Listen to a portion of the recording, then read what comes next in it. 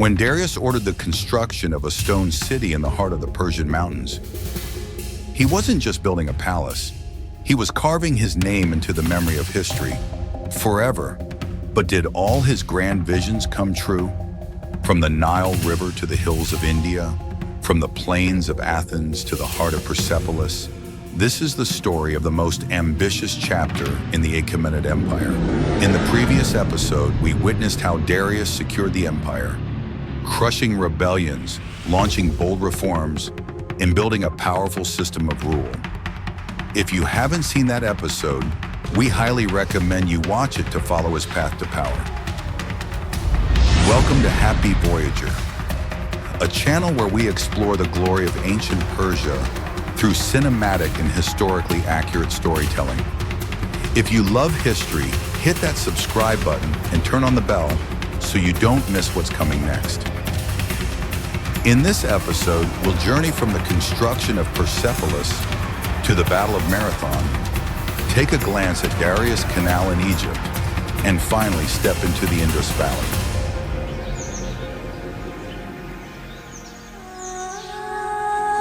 In the marble mountains of Persia, between earth and sky, a city began to rise.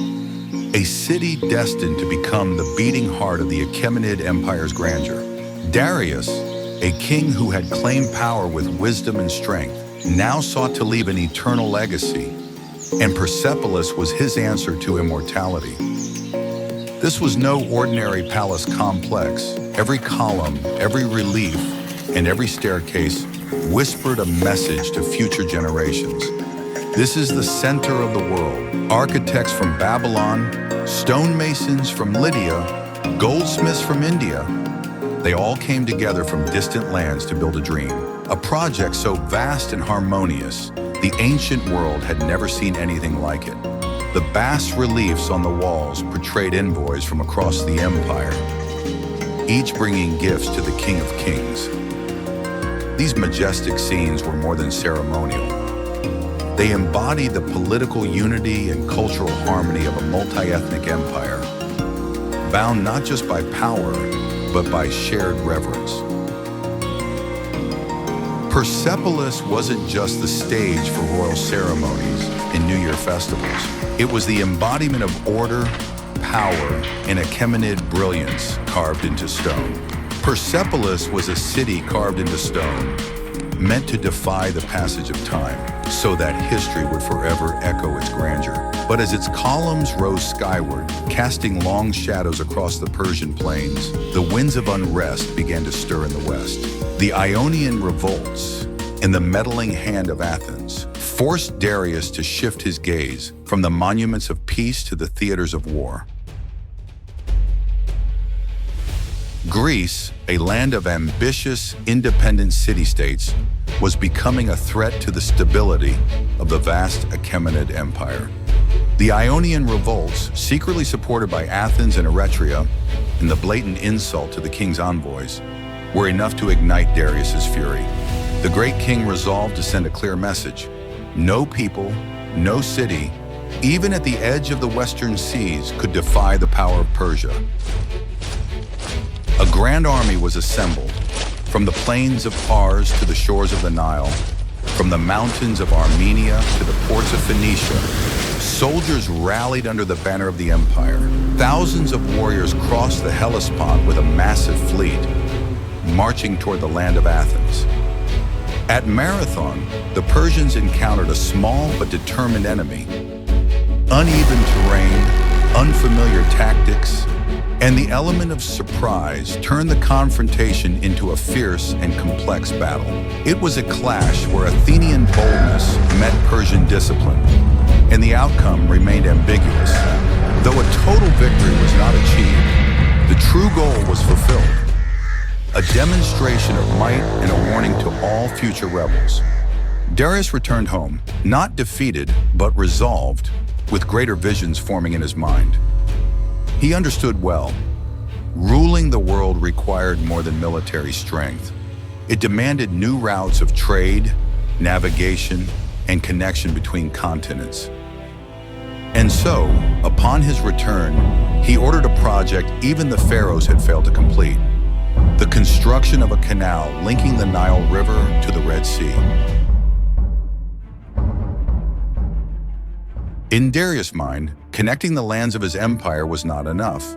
He sought to bring the seas under his command as well.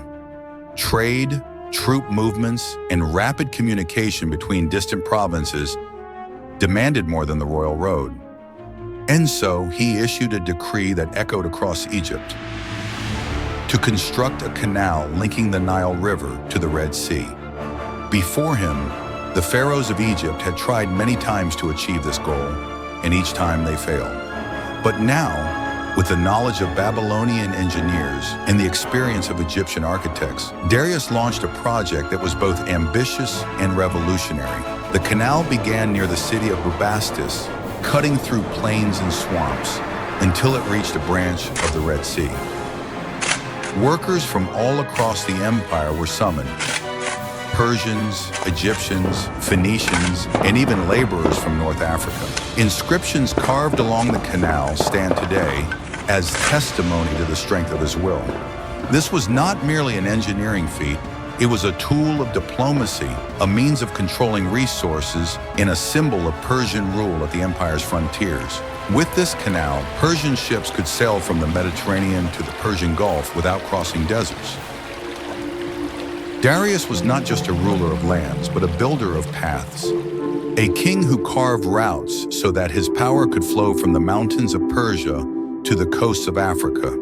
And as the waters of Nile met the sea, Darius once again turned his eyes eastward, to where mist crowned the hills of India, and the voice of the Indus beckoned him toward new frontiers.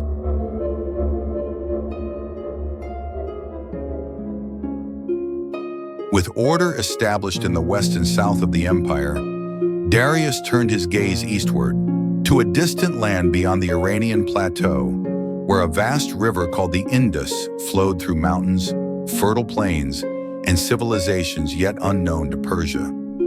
Darius was not simply seeking to redraw maps. He aimed to open new trade routes, access untapped resources, and extend his presence into lands where the voice of Persia had not yet echoed. An army was assembled. Sogdians, Persians, Bactrians, and even eastern tribes marched under the royal standard. They crossed the empire's eastern frontiers, passed through harsh terrain, and descended into the rich valley of the Indus. Unlike many conquests, this campaign was not defined by destruction, but by diplomacy, display, and dominion. Rather than raise, Darius sought to incorporate.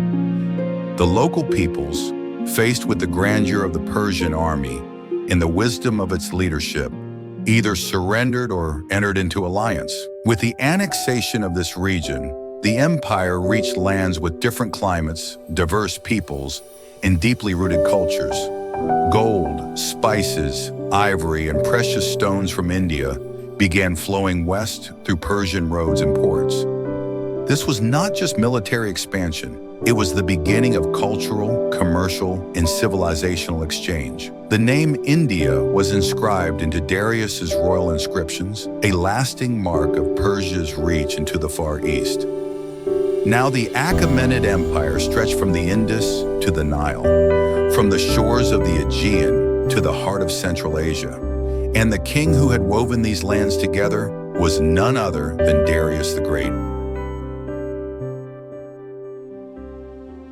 From the mountains of Persia to the valleys of the Indus, from the plains of Marathon to the waters of the Nile. In this episode, we walked alongside Darius the Great, a king who not only secured the empire, but elevated it to its peak of glory, order, and expansion. He built Persepolis, an eternal symbol of unity carved in stone. With a mighty army, he carried Persia's message of power into the heart of Greece. Between the Nile and the sea, he opened a canal that would become the dream of nations for centuries. And at last, he marched eastward so that the voice of the Achaemenids would echo through the land of the Indus.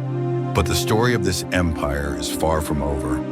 In the next episode, join us as we meet Darius's successor, Xerxes, a king determined to finish what his father began.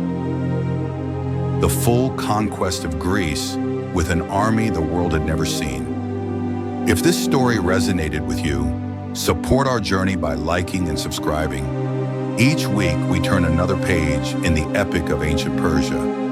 Until next time, under the shadow of our ancestors' glory, farewell.